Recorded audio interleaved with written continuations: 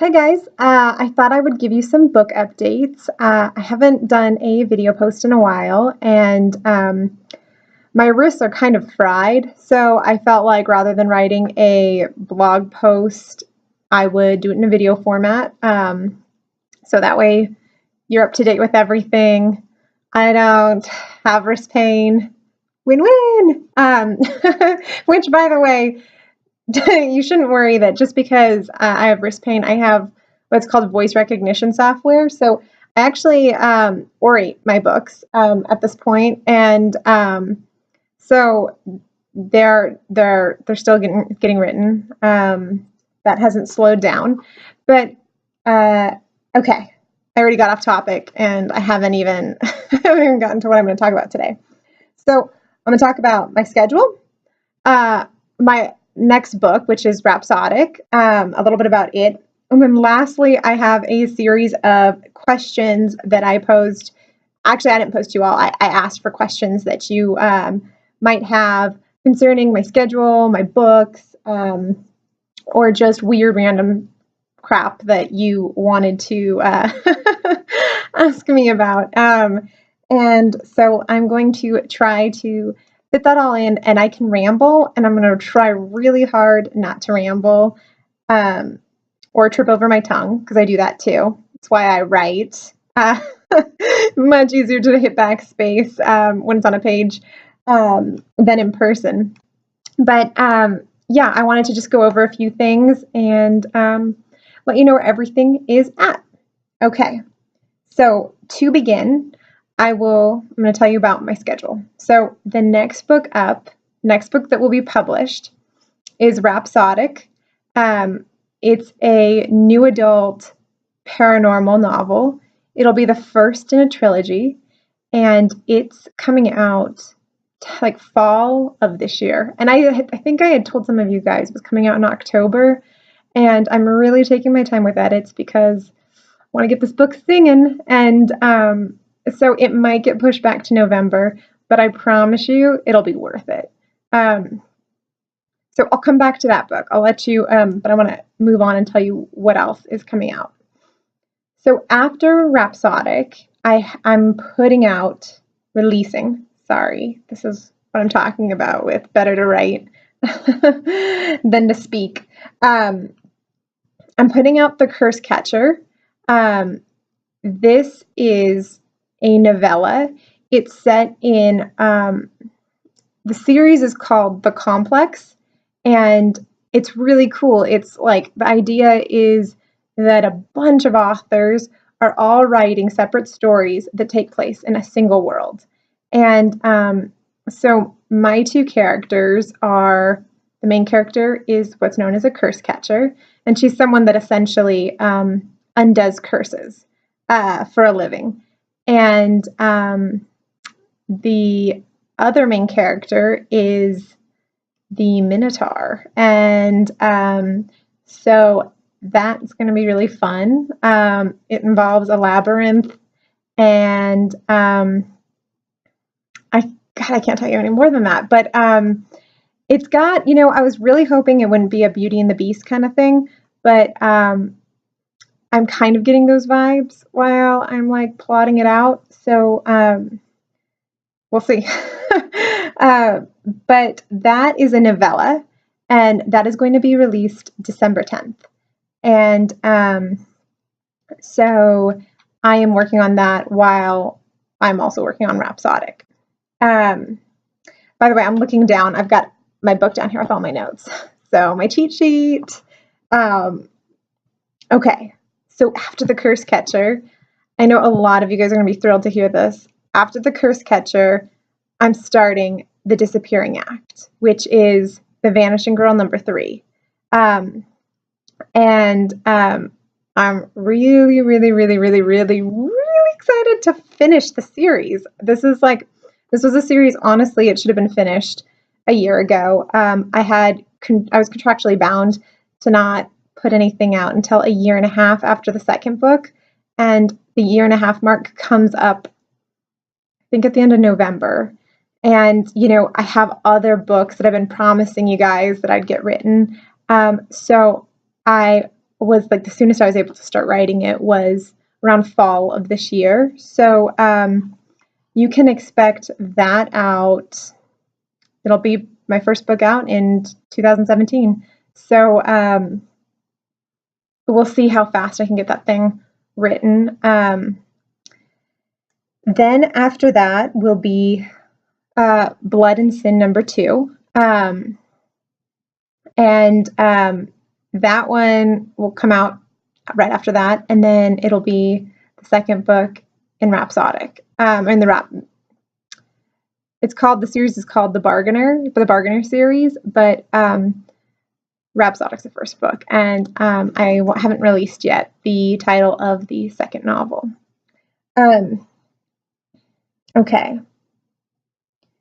I feel like I just managed to cram all of that out really fast. I hope you caught some of that. By the way, I feel like the lighting's crap again. Let's see. All the lights in my house are on. It's just, I don't know, maybe it's this computer. It's not very good. It doesn't do a very good job. In fact, will you come with me along to this journey? Okay. My kitchen table. Okay. But anyway, so, you get to see my archaic fan in the background. Is that a bit better? Still kind of sucks, but you guys are good sports. Okay.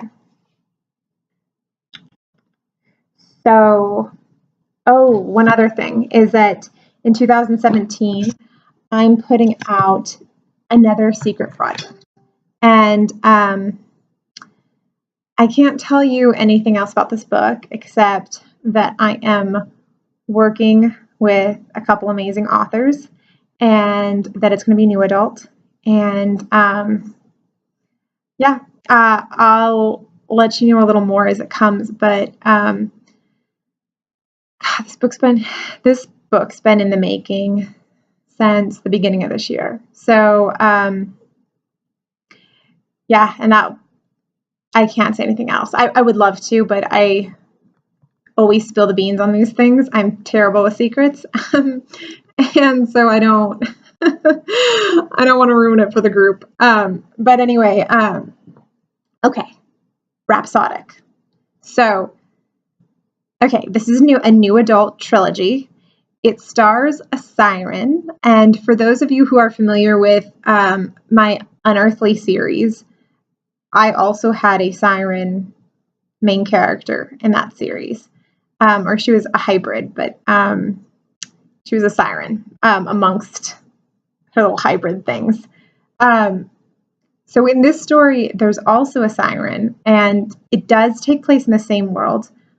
But the caveat is that I've written this book as though it was completely its own world, own story, whatever. I mean, the world is the same, so there's the same names for things like the Politia.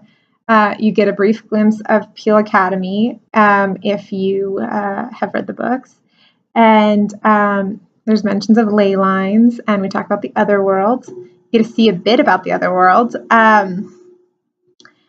but there's no cameos, and it's written as though I really tried really hard to make sure this book was a complete break from my other series because I want to try to write all my paranormal stories in this world, but I don't necessarily want it to be something where, hey, like I jumped into this book and I don't understand what's going on because I never read this series. So I've tried really hard to keep everything very separate.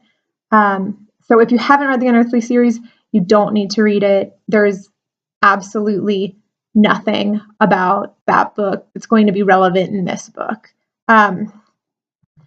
And I'm sorry to those of you who are really hoping for cameos from the other characters. It's not, as it is, I haven't necessarily crossed off writing more stories from Gabrielle and Andre and that whole gang's perspective. But at this point, they won't be in this newest series. But that being said, you have a lot of the fun, same siren stuff going on. And Desmond Flynn, the bargainer, is seriously fun. I'm like having a blast writing him. He is, just to let you, like, to give you a little bit of an idea, he's a wily, sneaky bastard, and he really likes making deals. I mean, that's his business, is to make bargains with people. And he's really shady. He's got a sleeve of tattoos. He's got white blonde hair, and he's, I like writing them bad, but he's not like a bad guy like Montez, if you guys have read The Queen of All That Dies, but he's no saint either. Okay. Okay, I'm sorry, I'm playing Chekhov right now because I feel like I look like Skeletor. Okay, this is good. I'm really sorry about that. I'm a little like shiny, but if you guys can forgive me, then I think we're good. Okay.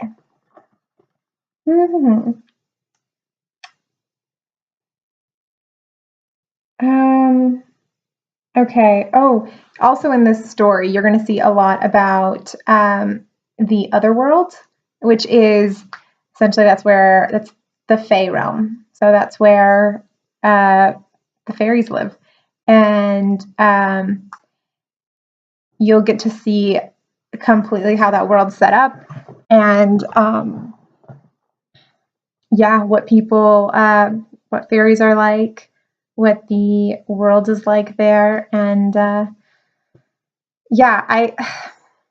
can't say anymore, but I will say that I've like fallen in love with this story. It's honestly been a story that I had begun back in February of 2014.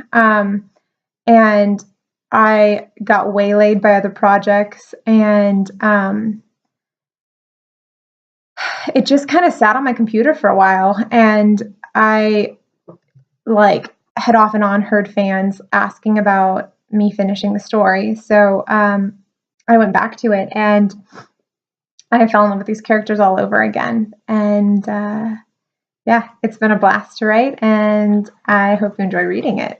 And that, I think I mentioned earlier, but in case I didn't, that comes out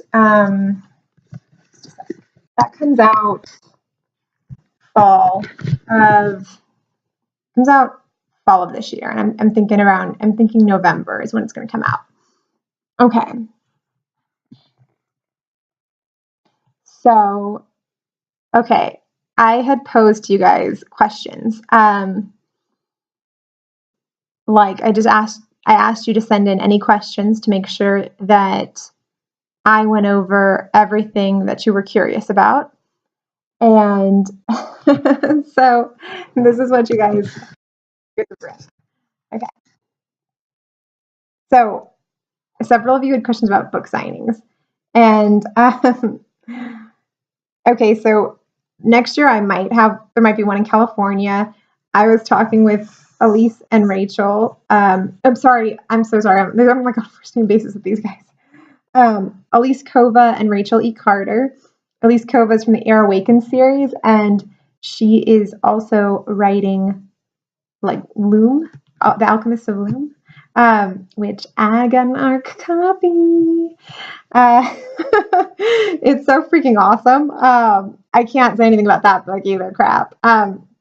But her and Rachel E. Carter of the Black Mage series, we did a signing last year, and it was a blast. Those two women are like soul sisters. I don't even know how so much like it's like triplets separated at birth, because I swear we were like nerding out to all the same stuff, and they're just amazing. And I chat with them, and they might be interested in reuniting for another signing, but it's all completely tentative, so that could change. But I'd be down in an instant, so that's there. But other than that, no book signings are on the docket for me. Okay, next question.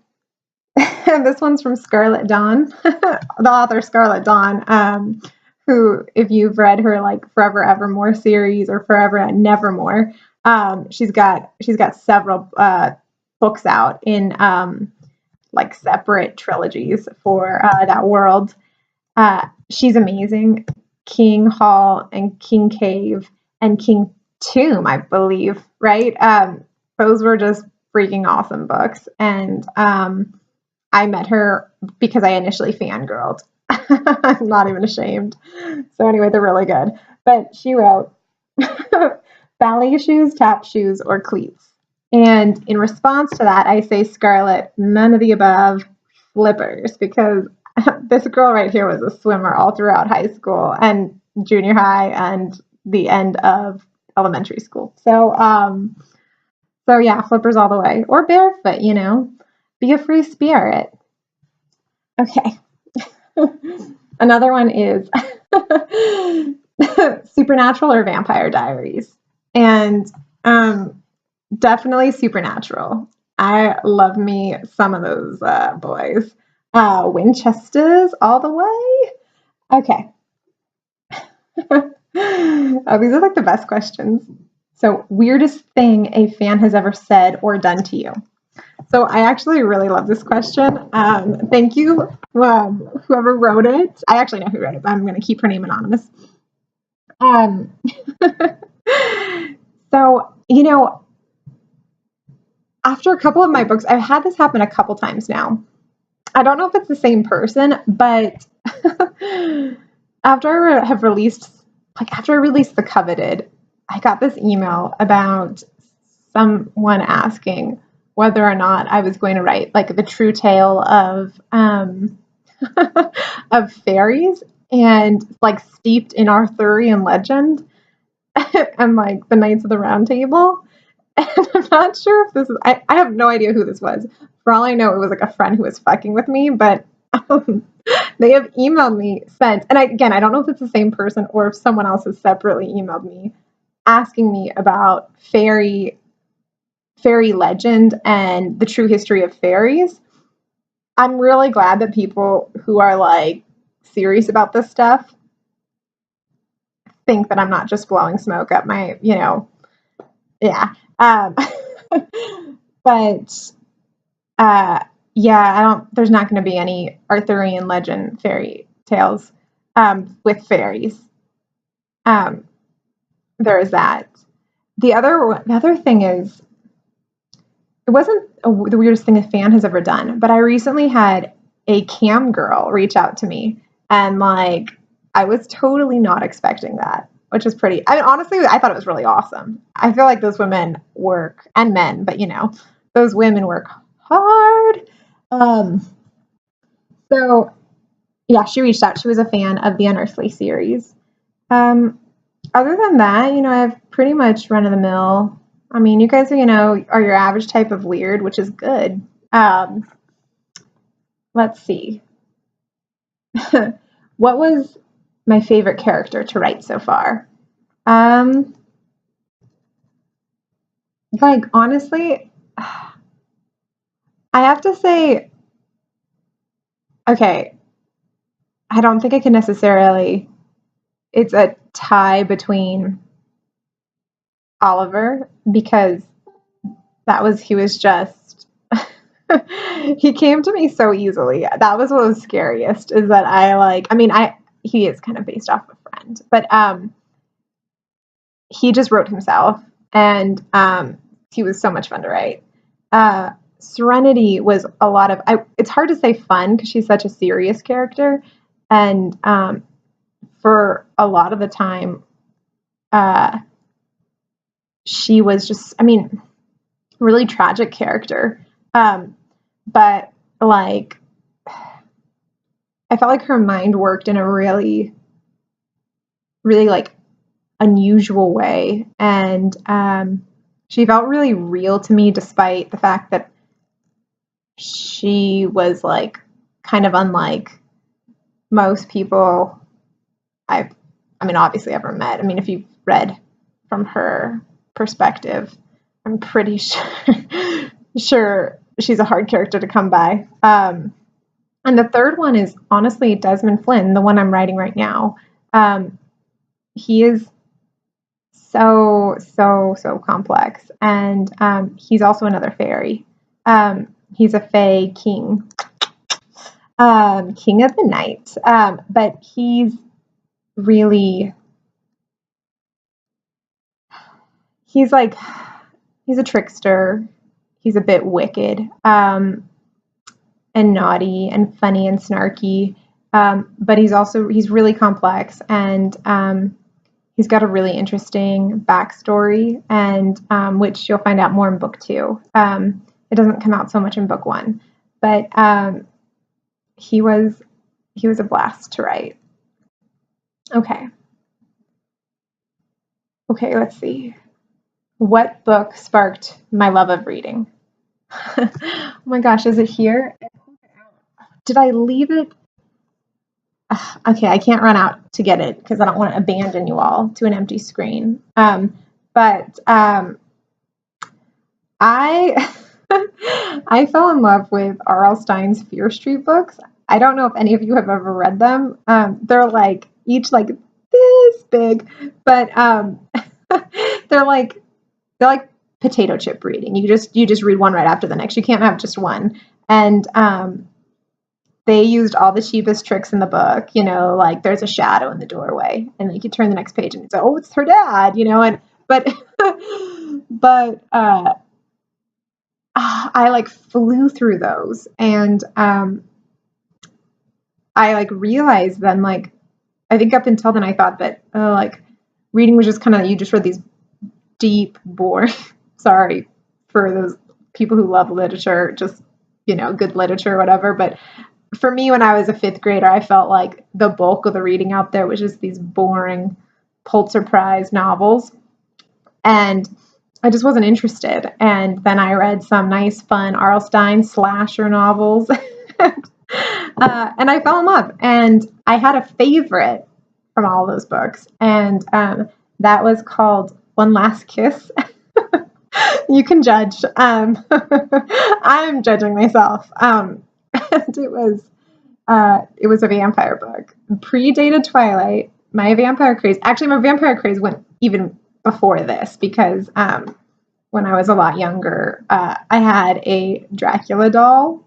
It was like something from McDonald's, but and this is going to sound a little sad, and I don't mean it to make it sad, but my parents had gotten a divorce, and at the apartment my dad was in, I didn't really have any of my toys, so I had a Snow White figurine and I had a Dracula figurine, and I would like spend hours just like coming up with these gothic tales about girls going into this haunted house and meeting this crazy, but suave and super fly vampire who wasn't going to let them go. And I think I was in like 2nd grade, so I was kind of a twisted kid. I started young, but as back to the question, as far as the books go, One Last Kiss was like, that was the pinnacle. That's when I knew I was a like vampire girl. And so yeah, and then the Twilight craze happened, and I got my fill of vampires, so I can move on. So yeah, but never look back. Oh, and since then I feel like I love Meg Cabot, Katie McAllister. I'm totally missing, I think, even like the best ones. And yeah. Okay, next question. What's the best advice someone gave you to encourage your writing? Honestly, I think I'm kind of an unusual case because my husband's an author, and he was the one who I wanted to write for a very long time because I loved to read, and I felt like I'd love to stay in these worlds and never leave. But I hadn't really I'd started writing stuff, but I never had the patience to see it through. I'm sure there's a lot of you guys out there that can totally relate to that because, I feel like if you love reading, and to some extent you've considered writing as well. But my husband was just querying and writing and going through all the steps of like how to get published, and it was just really inspiring. And honestly, I'd heard so many pieces of advice from him and things people had told him. And the thing that really got me to write was I just had, it wasn't an epiphany, but it was that realization where I need to write today. Like, not this weekend, not tomorrow, not, I think the easiest thing is just to put it off. Because you want to wait until inspiration hits. And writing's hard. A full book, you're not necessarily, sometimes you dread writing a scene, and that sounds terrible, but it's like, it's because you have to actually sit down and really like ponder what's going to happen. And that can be really tough. And so you can't really wait for inspiration to hit. You just have to kind of sit down and just go for it. At least for me, that's what it was. And that was like the mental breakthrough that made me decide to start writing. Also, I had dropped out of law school. I did not want to be a lawyer. And I was like, I need to get a job fast. But while I was trying to find jobs, I just wrote The Unearthly. And then almost deleted it because I hated it. And then I became an editor, and then I edited the crap out of it. And it began this wild ride that I'm on. Okay. What is my favorite genre to read? Probably paranormal. Probably like, I would have said YA paranormal, but I like mine a little bit, I like having a little skin in my novels, but I like them to be a little edgy. But I also really like, I think they're technically called I think they're epics, but like The Paper Swan, I loved that.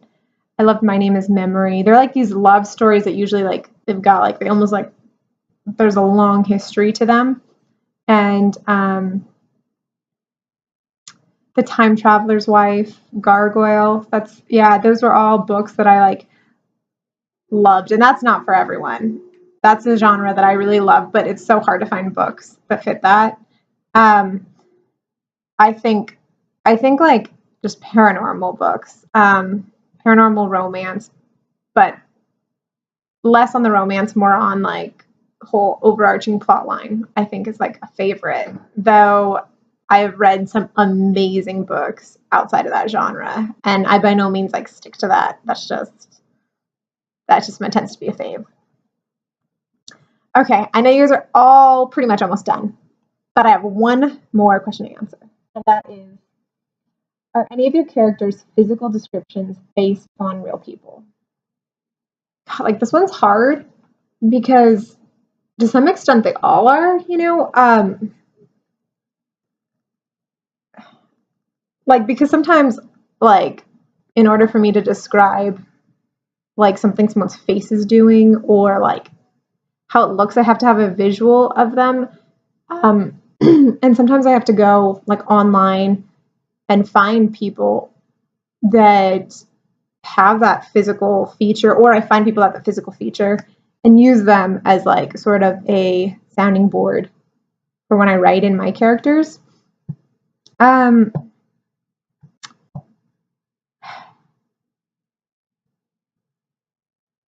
But honestly, I will say that there's no one in particular that I can think of that I've like written for any one character. So yeah, that's like it's not a helpful answer, but that's the best I got. All right. So I think I'm done with everything. I mean, with all these questions and all the stuff for now. Thank you for those of you who like wrote me questions to ask. Thank you so much for taking the time. And if you've made it this far, thank you for listening to me. I'm always secretly skeptical that anyone watches it to the very end because it can't be all that interesting, but I'm going to pretend it is, that I'm just very just I don't even have the word. I don't have the word. But I'm very entertaining. But anyway, I hope you guys all have a wonderful day or evening, depending on where you are. I know it's evening right here for me. And yeah, I will hopefully post some more teasers in the future for Rhapsodic, and we'll give you more information about that as it comes. Anyway, have a good day, you all, and happy reading. Bye.